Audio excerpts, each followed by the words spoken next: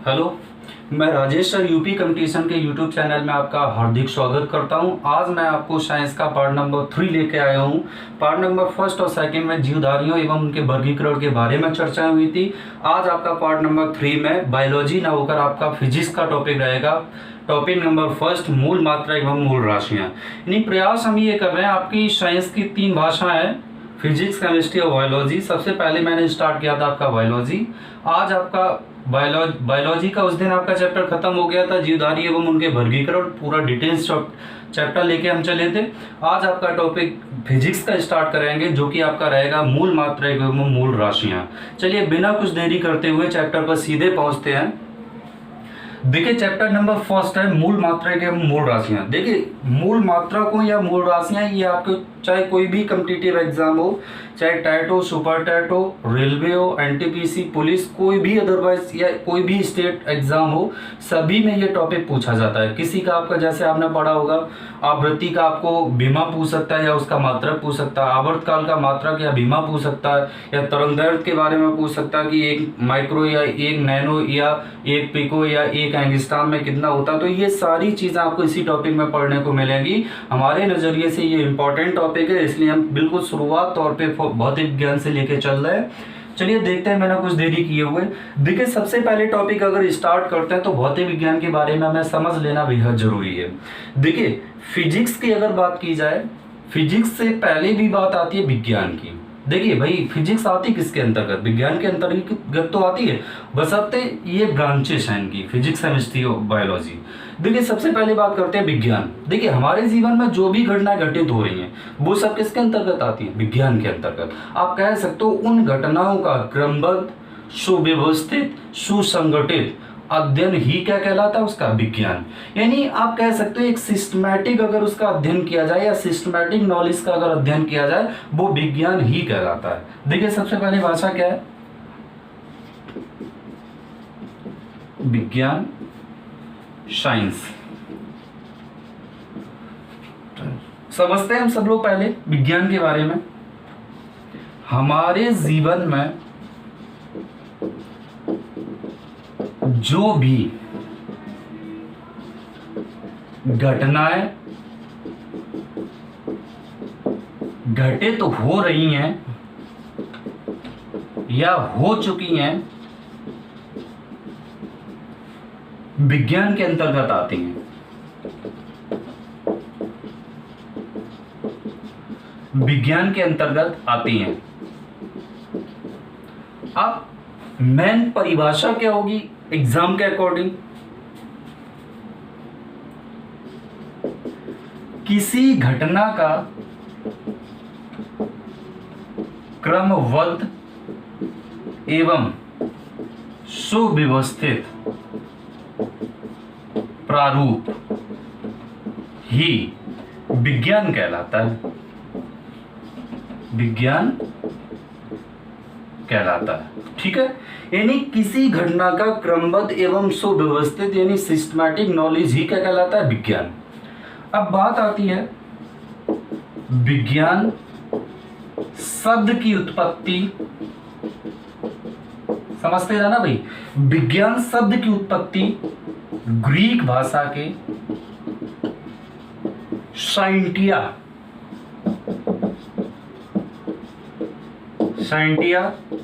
शब्द से हुई,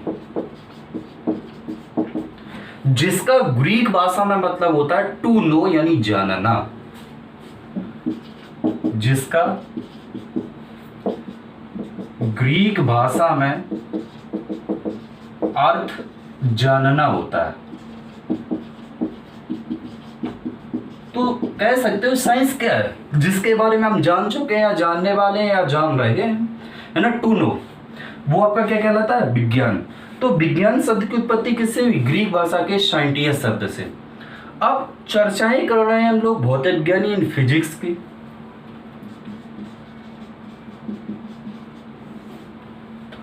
ठीक है, यही चर्चाएं तो कर रहे हैं। तो पहले इससे पहले उसका बेस तो जानना बहुत जरूरी है, इसलिए हम ये बिल्कुल सारी चीजें लेके चल रहे हैं। और कहीं आप कॉपी लेके इन चीजों को नोट भी कर लेना, क्योंकि हमारी एकदम एग्जैक्टली फैक्ट है जो आपको हम सीधे सीधे प्रोवाइड कर रहे हैं।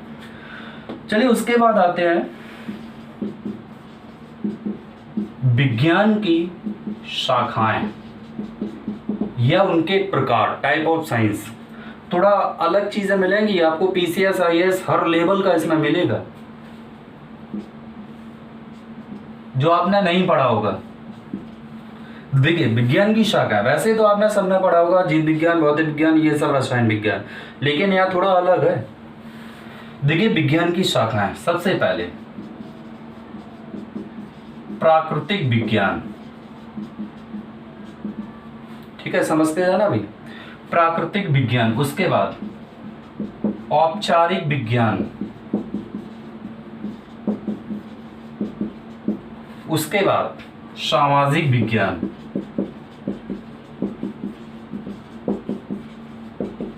अब आपके दिमाग में ये चीज आ रही होगी विज्ञान की शाखाएं तो 3 होती हैं, फिजिक्स, केमिस्ट्री और बायोलॉजी। ना, विज्ञान की शाखाएं ये होती हैं प्राकृतिक विज्ञान, औपचारिक विज्ञान और सामाजिक विज्ञान। अब प्राकृतिक विज्ञान के अंतर्गत आती है भौतिक विज्ञान, रासायनिक विज्ञान, और इसी में बढ़ जाएगा आपका जीव विज्ञान। ठीक है। अब औपचारिक विज्ञान में क्या होती है? फॉर्मल साइंस, फॉर्मलिटी जिसे बोलते हैं फॉर्मल, गणित और तार्किक।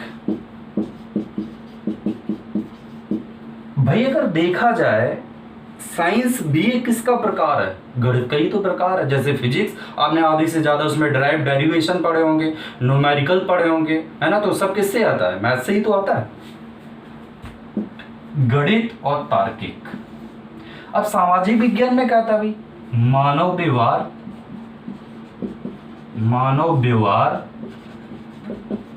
और उनका क्या आएगा? समाज। तो समझ लीजिए विज्ञान की शाखा एवं प्रकार, पहला आता है प्राकृतिक विज्ञान, औपचारिक विज्ञान, सामाजिक विज्ञान। प्राकृतिक विज्ञान में भौतिक विज्ञान, रासायनिक विज्ञान और जीव विज्ञान। औपचारिक विज्ञान में क्या आएगा? गणित और तार्किक। गणित का वही मैथ और तार्किक का मतलब रीजनिंग। उसके बाद सामाजिक विज्ञान में मानव व्यवहार और समाज। अब बात आती है, क्योंकि टॉपिक चल रहा है आपका फिजिक्स यानी भौतिक विज्ञान की। भौतिक विज्ञान नहीं, फिजिक्स। देखिए भाई, तो बात अगर करते हैं फिजिक्स क्या होता है?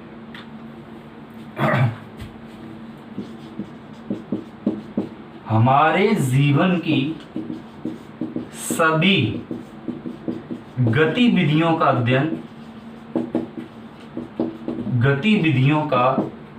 अध्ययन फिजिक्स कहलाता है, नहीं भौतिक विज्ञान कहलाता है। अब ग्रीक भाषा में फिजिक्स का मतलब क्या होता है? देखिए ग्रीक भाषा में फिजिक्स का मतलब होता है प्राकृतिक या प्राकृतिक वस्तुएं। तो ग्रीक भाषा में फिजिक्स का क्या मतलब होता है? प्राकृतिक या प्राकृतिक वस्तुएं। तो सीधी बात, प्रकृति में घटित होने वाली सभी घटनाएं क्या कहलाती हैं? भौतिक विज्ञान। ठीक है, इतना पॉइंट समझना आया सभी लोगों को? ठीक है, बढ़ते भाई आगे।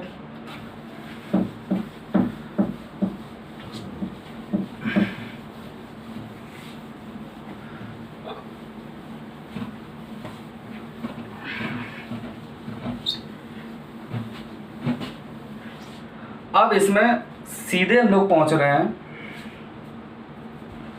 भौतिक राशियों पर। भौतिक राशियां,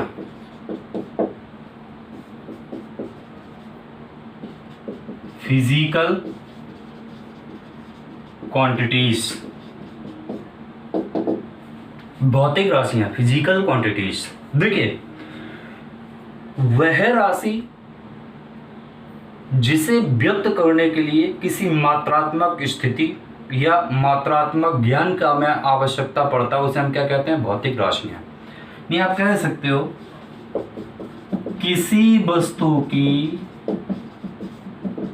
मात्रात्मक स्थिति एवं दिशा का निरूपण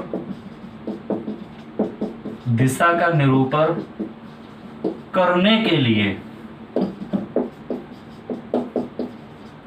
जिस सिंबल की आवश्यकता पड़ती है,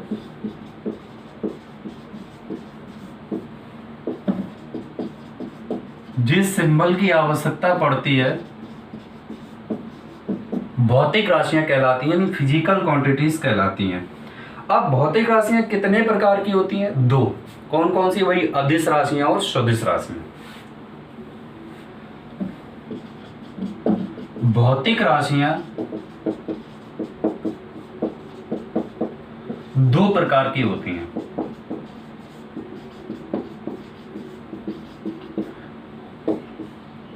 पहली अदिश राशि, उसके बाद सदिश राशि। ठीक है भाई। अब अदिश राशि को हम लोग इंग्लिश में क्या बोलते हैं? Dot product. और सदिश राशि को स्केलर क्वांटिटीज। इसे डॉट स्केलर क्वांटिटीज भी बोल सकते हैं, और इसे स्केलर तो बोलते ही हैं सीधा सीधा। ठीक है। अब यहां पे बात करते हैं अदिश राशियों की। अदिश राशियां तो आपने पढ़ी होगी भाई। अदिश राशियां क्या होती हैं? वे राशियां जिन्हें व्यक्त करने के लिए परिमाण की आवश्यकता होती है लेकिन दिशा की नहीं। वे राशियां जिन्हें व्यक्त करने के लिए परिमाण की आवश्यकता होती है लेकिन दिशा की नहीं।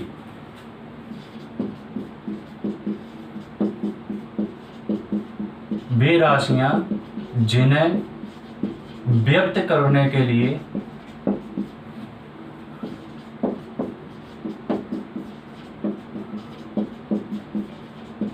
परिमाण की आवश्यकता होती है, दिशा की नहीं। तो ध्यान रखना, वे राशियां जिन्हें व्यक्त करने के लिए परिमाण की आवश्यकता होती है लेकिन दिशा की नहीं। अब एग्जाम्पल आप समझ लो। देखिए, अदिश राशियों के जो एग्जाम्पल होंगे वो इंपॉर्टेंट है। जैसे द्रव्यमान, अदिश राशियों के उदाहरण चल रहे हैं। द्रव्यमान, दूरी, चाल, शक्ति, ऊर्जा। देखिए, द्रव्यमान, दूरी, चाल, शक्ति, ऊर्जा। उसके बाद क्षेत्रफल, आयतन, लंबाई। देखिए, लंबाई भी हो गया इसमें। और वैद्युत क्षेत्र की तीव्रता, सॉरी वैद्युत धारा। देखिए, अदिश राशियों के अंतर्गत क्या आएगा? द्रव्यमान, दूरी, चाल, शक्ति, ऊर्जा, क्षेत्रफल, आयतन, लंबाई, वैद्युत धारा। ये सब किसके अंतर्गत आ रहा है? अदिश राशियों के। अब बात आती है स्केलर क्वांटिटीज की, यानी सदिश राशियों की। देखिए, वे राशियां जिसे व्यक्त करने के लिए परिमाण तथा दिशा दोनों की आवश्यकता होती है। वे राशियां जिन्हें व्यक्त करने के लिए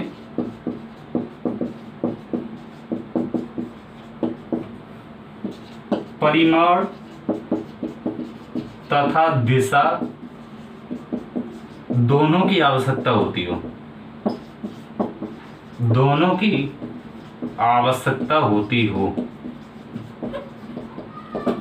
सदिश राशियां कहलाते हैं।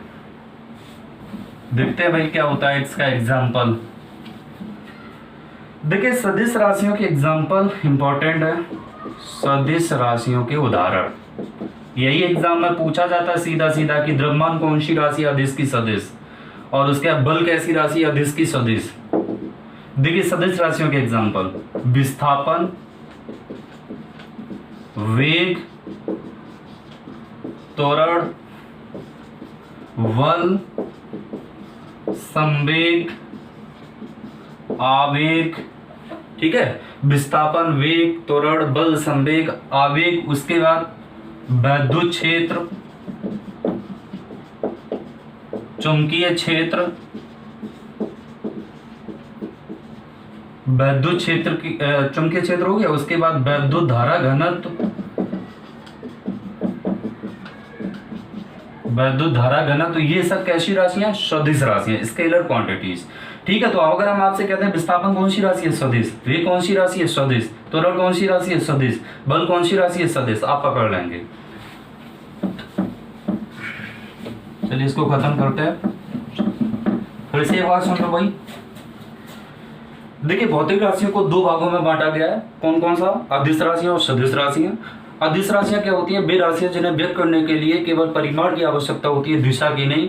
एग्जाम्पल क्या होंगे? द्रव्यमान, चाल, दूरी, आपका कार्य शक्ति, ऊर्जा, ये सब किसके अंतर्गत आएगा? अदिश के। वे राशियां जिन्हें व्यक्त करने के लिए परिमाण तथा दिशा दोनों की आवश्यकता होती है, क्या होती है? आपकी सदिश राशियां। एग्जाम्पल विस्थापन, वेग, त्वरण, बल, संवेग, आवेग, और आपका वैद्युत क्षेत्र की तीव्रता और चुंबकीय क्षेत्र। और इसके अच्छा एक चीज और नोट करके, वैद्युत धारा को किसके अंतर्गत रखा गया? अदिश राशि के।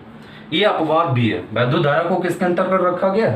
अदिश के। क्योंकि जबकि वैद्युत धारा में अगर देखा जाए दिशाएं भी होती हैं, जैसे आपने पढ़ा होगा किसी भी सर्किट में जिस तरफ इलेक्ट्रॉनों की दिशा होती है उसके जस्ट अपोजिट जो है, यानी प्लस से माइनस अगर इलेक्ट्रॉनों की दिशा है तो करंट कहां से फ्लो होता है? माइनस से प्लस की ओर, क्योंकि इसमें डायरेक्शन भी, उसका परिमाण भी निकाला जा सकता है। भाई परिमाण का मतलब क्या होता है? परिमाण का एक सीधा सीधा तौर पर, आपने बुलेट देखा, उसको रस्सी जब खींचते हो, टारगेट लेते हो, तो उस रस्सी को आप जितना खींच सकते हो वो उसका क्या होता है? परिमाण, मैग्नीट्यूड। अच्छा, उसके बाद बात आती है इसी में अगले सेशन की मूल राशियां।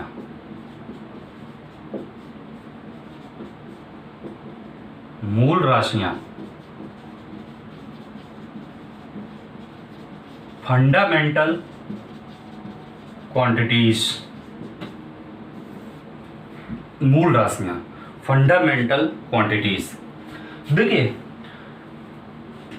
वे राशियां जो अन्य राशियों से स्वतंत्र हों, अर्थात वे राशियां जो किसी दूसरे से ना बनाई जा सके, जिनका खुद में एक अस्तित्व हो, वो क्या कहलाती हैं? आपकी मूल राशियां। तो आप परिभाषा के तौर पर यही लिखोगे, वे राशियां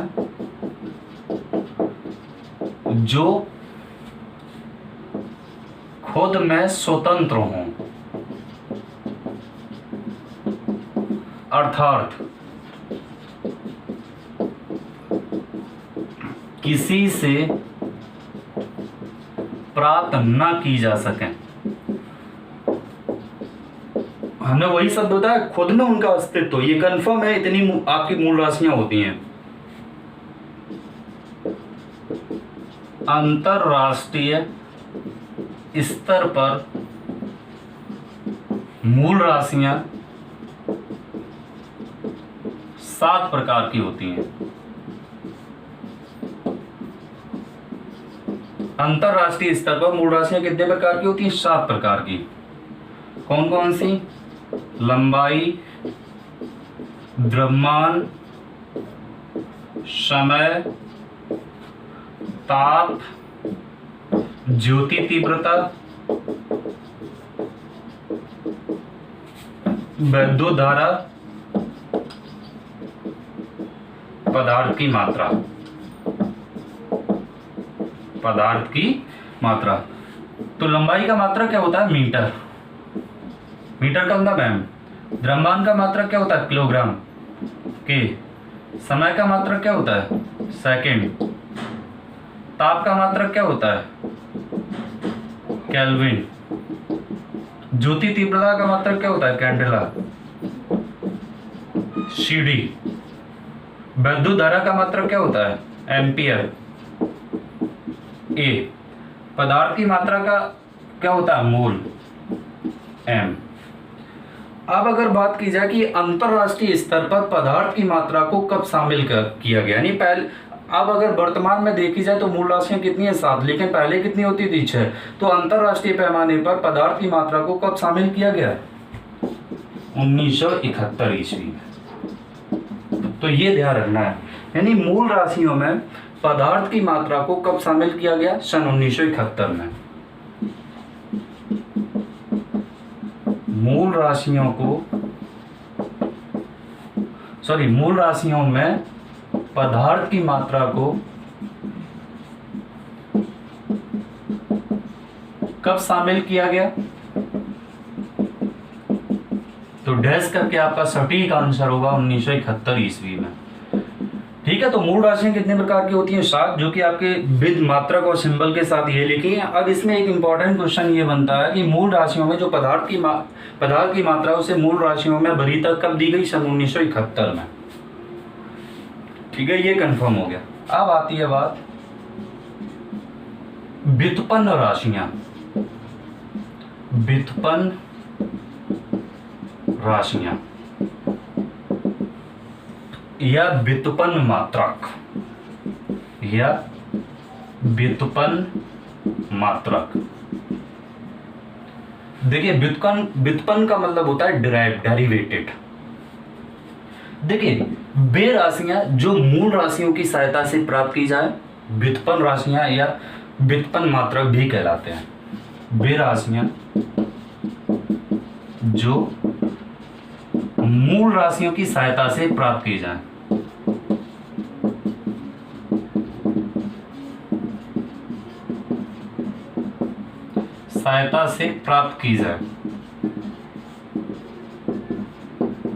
व्युत्पन्न राशियां कहलाती हैं। या वे मात्रक जो मूल मात्रक की सहायता से प्राप्त किए जाए व्युत्पन्न मात्रक कहलाते हैं। जैसे आपको पता है मूल राशियां तो कंफर्म है इतनी होती हैं भाई। देखिए, जैसे क्षेत्रफल का क्या होता है? लंबाई गुणा चौड़ाई होती है, लेंथ मल्टीप्लाई ब्रेथ। ठीक है, अब लंबाई का क्या होगा? मीटर, चौड़ाई का भी क्या होगा? मीटर। तो आया तो ये मूल राशियों में से है। तो जो मूल मात्रक या व्युत्पन्न मात्रक जो बन रहा है वो किसकी सहायता से बन रहा है? लंबाई का मीटर कहाँ से रखा आपने? मूल राशियों से। तो वे मात्रक जो मूल राशियों की सहायता से बनाए जाए क्या कहलाते हैं? व्युत्पन्न मात्रक या व्युत्पन्न राशियां। तो मीटर स्क्वायर तभी तो होगा। को कुल मिलाकर ये मीटर आया कहां से? मूल राशियों से। जैसे आप कुछ भी ले लो, जैसे इसी के और एग्जांपल में कार बराबर क्या होता है? बल गुणे विस्थापन।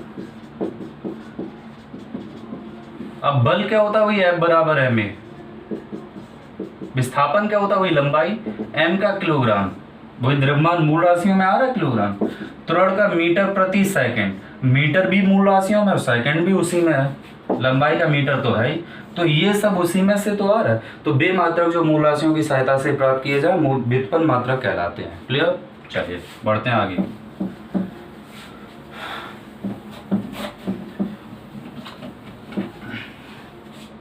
अब एक इंपॉर्टेंट टॉपिक इसी में,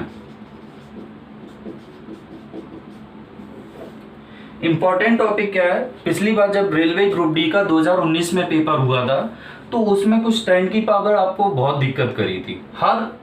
हर सेशन में या हर शिफ्ट में एक क्वेश्चन आ रहा था फिजिक्स का। जैसे 10 की पावर 18 को क्या बोला जाता है, 10 की पावर 15 को क्या बोला जाता है। तो ये थोड़ी दिक्कतें करती हैं, तो ये हम खत्म आज करा दें। सिंपल सा पॉइंट है, बस आपको तैयार करना है। तो टॉपिक का नाम है इंपॉर्टेंट टॉपिक में 10 की घात। 10 की घात, ठीक है भाई, थोड़ा सही से लिखते हैं। हेडिंग है 10 की घात power of 10, power of 10। Clear? अब 10 की घात में आपको कैसे क्या समझना है ये आप ध्यान रखिए। देखिए, सबसे पहले स्टार्ट करते हैं नीचे से, यानी कह सकते हो आप ऊपर से आएंगे तो डिसेंडिंग ऑर्डर होगा, नीचे से ऊपर जाएंगे तो असेंडिंग, बढ़ता और घटता। देखिए, deci, centi, milli, micro, nano, pico, femto, octo. Octo को एटो और बोला जाता है, एटो। ठीक है भाई, deci, centi, milli, micro, nano, pico, femto, octo, यानी ऑक्टो को क्या और बोला जाता है? एटो। चलिए समझ लीजिए, इसका होता है 10 की पावर -18, 18। इसका होता है -15, इसका होता है -12, 1 पिको बराबर 10 की पावर -12 पढ़ा भी होगा। ये होता है -9, ये होता है -6 और ये होता है -3 और ये होता है -2 और ये होता है -1। क्लियर हो गया भाई? तो ध्यान रखना है, deci, centi, milli, micro, nano, pico, femto, octo. Octo को किस नाम से और जानते हैं? एक्टो। एटो। अगर आपसे कहते हैं एक एटो बराबर कितना होता है, तुरंत आप जवाब देंगे भाई 10 की पावर -18। एक फेंटो बराबर कितना होता है? 10 की पावर -15। अच्छा भाई, फेंटो का एक परिवर्तित रूप क्या और है? फर्मी। फेंटो का जो एक परिवर्तित रूप है, ये पूछा जाता है, फेंटो का परिवर्तित रूप क्या भाई? फर्मी। तो आपने पढ़ा भी होगा, आपने पढ़ाया भी था आपको क्लास में, एक फर्मी बराबर कितना होता है? 10 की पावर -15 मीटर। तो लंबाई की सबसे सूक्ष्मतम इकाई कौन सी होती है? फर्मी। चलिए बढ़ते हैं उसी में आगे। एक अब किलोग्राम में आएगा, किलोग्राम, मीटर, सेकंड, ये सब किलोग्राम के हिसाब से अगर देखें, देखो डेका, हेक्टो, किलो, मेगा, टेरा, पेटा, एक्सा। ठीक है, देखिए इसके अभी हमने सिंबल नहीं बताया। ऑक्टो का मतलब ए, फेम्टो का मतलब एफ, पिको का मतलब पी, नैनो का मतलब एन, माइक्रो का मतलब ये, और मिली का मतलब एम, सेंटी का मतलब ये, उसका डेसी का मतलब डी, फेम्टो का मतलब एफ। ठीक है, देखिए यहां पर अब किलोग्राम के हिसाब से क्या जाएगा? डेका, हेक्टो, किलो, मेगा, टेरा, पेटा, एक्सा। टेरा, पेटा, एक्सा। डेका का मतलब होता है 10 की पावर +18, 15, सॉरी यहां पर थोड़ा मिस्टेक हो गया,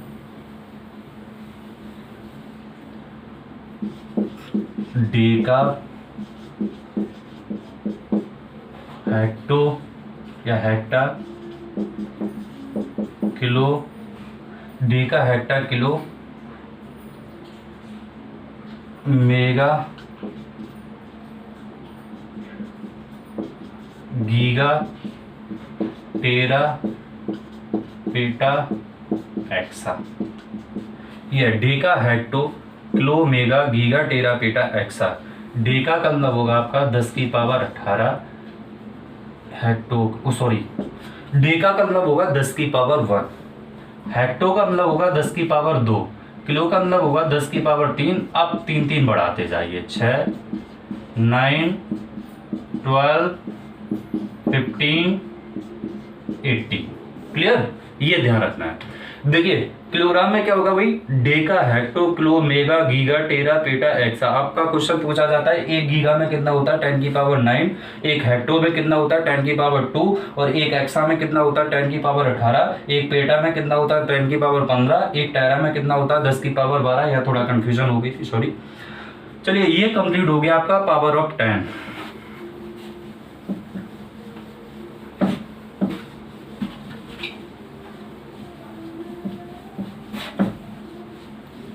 चलिए अब बढ़ते हैं अगली हेडिंग की ओर, कुछ विशिष्ट मात्रक जो कि आपके अधिकांश एग्जाम में पूछे जाते हैं। कुछ विशिष्ट मात्रक, सारे इंपॉर्टेंट मात्रक चलेंगे, बस आपको समझना है। अब मात्रक के साथ साथ आपको पद्धतियों के बारे में भी जान लेना चाहिए। पद्धतियां, तो पद्धतियां कितने प्रकार की होती है? 4। कौन कौन सी? MKS पद्धति, CGS पद्धति, FPS पद्धति और लास्ट है आपकी SI पद्धति। देखिए पद्धतियां कितने प्रकार की होती हैं? 4। MKS पद्धति, CGS पद्धति, FPS पद्धति और SI पद्धति। MKS का मतलब होता है मीटर, किलोग्राम, सेकंड। CGS का मतलब होता है सेंटीग्राम, सेकंड। FPS का मतलब होता है फुट, पाउंड सेकेंड। SI का मतलब होता है सिस्टम इंटरनेशनल। ठीक है। अब अगर बात की जाए इसमें जो SI पद्धति है वो किसका एक संशोधित रूप है, MKS का। SI पद्धति किसका संशोधित रूप है,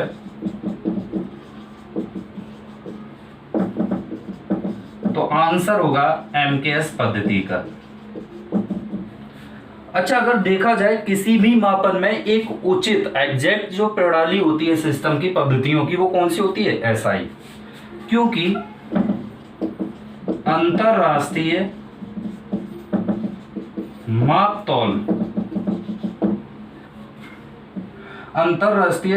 तौल अधिवेशन में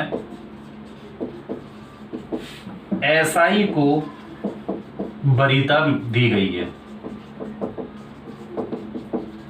अगर बात की जाए माप तौल के स्तर पर SI को कब शामिल किया गया, माप तौल के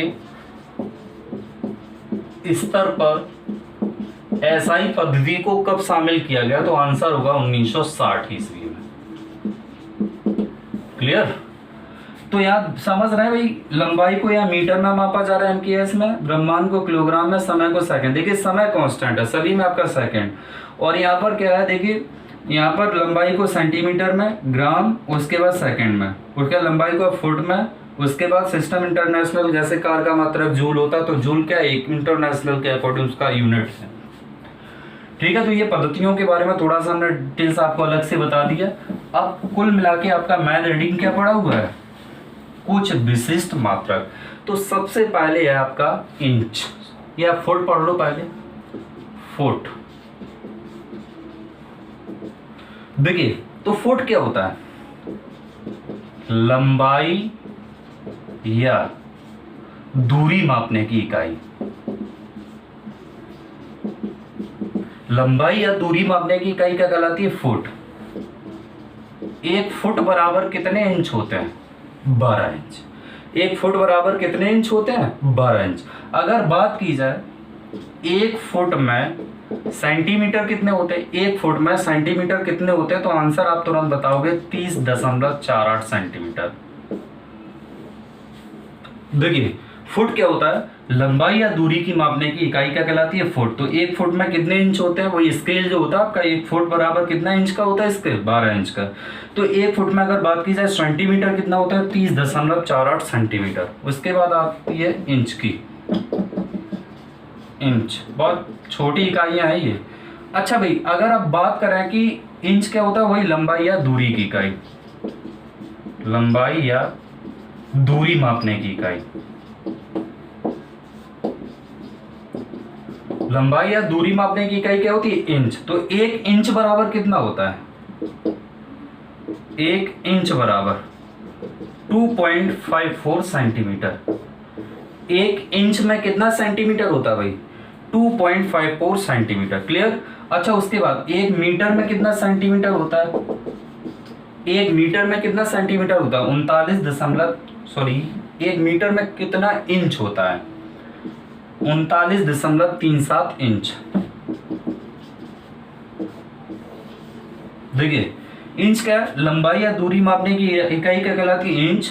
तो एक इंच में कितना सेंटीमीटर होता है, 2.54 सेंटीमीटर। तो एक मीटर में कितना इंच बनेगा जाके, 39.37 इंच। तो आपको सीधा सीधा कोई पूछ सकता है कि एक मीटर में कितना इंच होता है, तो 39.37 इंच। अब आप कहोगे भाई साहब ये निकालेंगे कैसे, तो एक इंच बराबर आपको पता है कितना होता है, एक इंच बराबर 2.54, ये तो आपको पता ही है।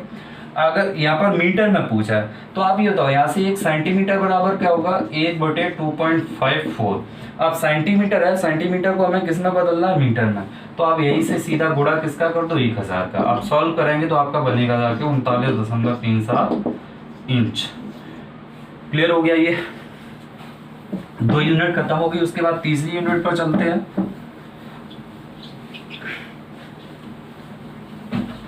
माइक्रोन। माइक्रोन देखिए, लंबाई मापने की सूक्ष्मतम इकाई माइक्रोन, और माइक्रोन का सिंबल होता है ये, ठीक है। और 1 माइक्रोन बराबर होता है 10 की पावर -6 मीटर, हो तो मीटर हो जाएगा। किलोग्राम तो नहीं होगा, बस लंबाई या उसकी दूरी मापने की इकाई होती है।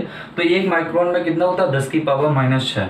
अगर हम कहते हैं आपसे 1 मीटर में कितने माइक्रोन होते हैं, तो 1 मीटर बराबर, यहाँ से निकालें 1 मीटर, बटे में ये आएगा 1/10 की पावर 6 -6 सॉरी, 1 मीटर बराबर -6 ऊपर जाएगा तो कितना हो जाएगा +6।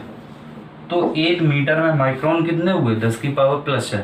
तो एग्जाम में कभी कभी ये सीधा नहीं पूछता 1 माइक्रोन में कितना मीटर, उल्टा पूछ देता है 1 मीटर बराबर 10 की पावर +6 माइक्रोन, और लोग रटे रहते हैं तो तुरंत वही माइनस वाला सही करके आ जाते हैं। उसके बाद बात आती है एंगस्ट्रॉम की।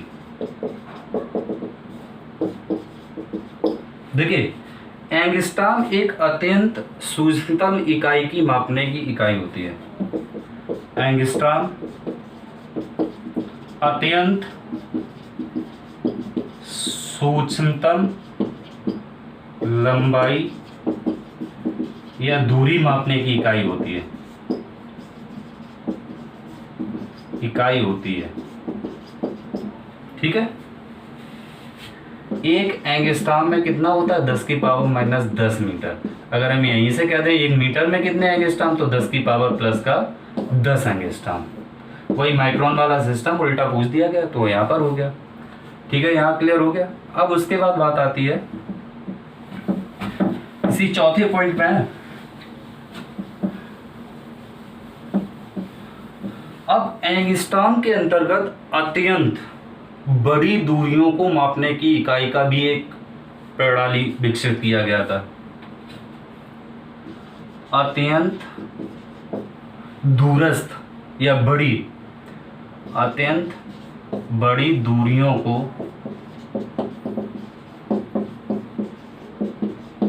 ज्ञात करने के लिए मात्रक या इकाई। तो सबसे पहले आता है वही खगोलीय दूरी। कौन सा आता है भाई, खगोलीय दूरी। उसके बाद यही आएगा पारसेक, खगोलीय दूरी और पारसेक। अच्छा भाई, खगोलीय दूरी किसे कहते हैं, सूर्य और पृथ्वी के केंद्र की औसत दूरी को,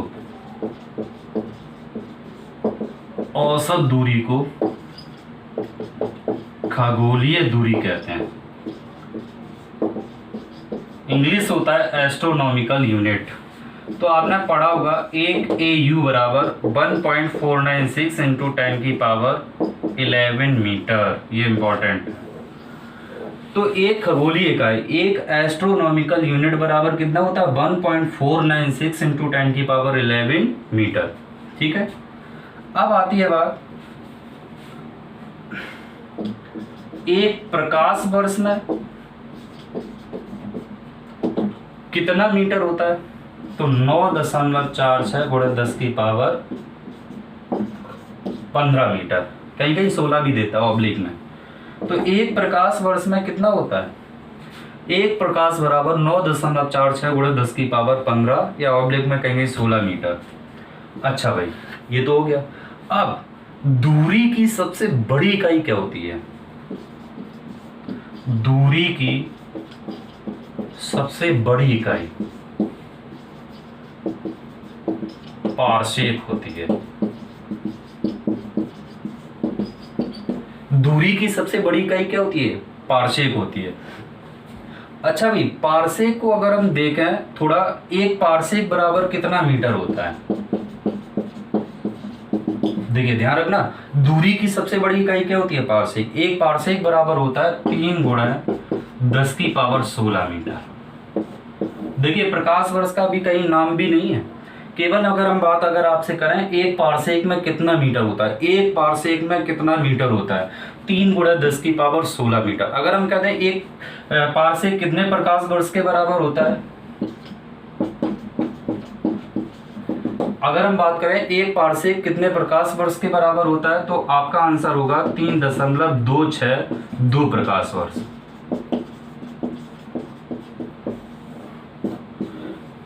3.262 प्रकाश वर्ष। एक पारसेक में कितना आपका प्रकाश वर्ष होता है? देखो लास्ट का अगर 2 हटा भी दो, कहीं कहीं आपके 2 ही डिजिट तक देता है। एक पारसेक में कितना प्रकाश वर्ष होता है? 3.26 प्रकाश वर्ष। क्लियर? ये आपका इतना इंपॉर्टेंट टॉपिक ये खत्म हो गया।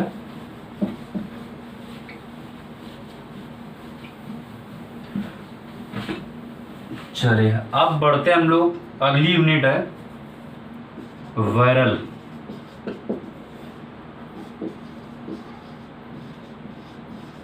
देखिए बैरल अगर देखा जाए तो बैरल तो एक गोलाकार सिलेंड्रिकल के रूप में होता है, यानी सिलेंडर के आकार का होता है, जिसमें ज्यादातर कच्चे तेल की माप की जाती है। यानी कच्चे तेल को तौलने या मापने की इकाई बैरल कहलाती है। बैरल कहलाती है। एक बैरल बराबर लगभग 159 लीटर होता है। एक बैरल में लगभग कितना लीटर होता है? 159 लीटर होता है। ठीक है, तो ये हो गया आपका अगली यूनिट। अब बात करते हैं हम लोग मोल। मोल भी इंपॉर्टेंट है, ये रेलवे में पूछा गया था, वही एवोगैड्रो संख्या वाला। देखिए मोल की अगर बात की जाए, एक मोल पदार्थ की वह मात्रा है,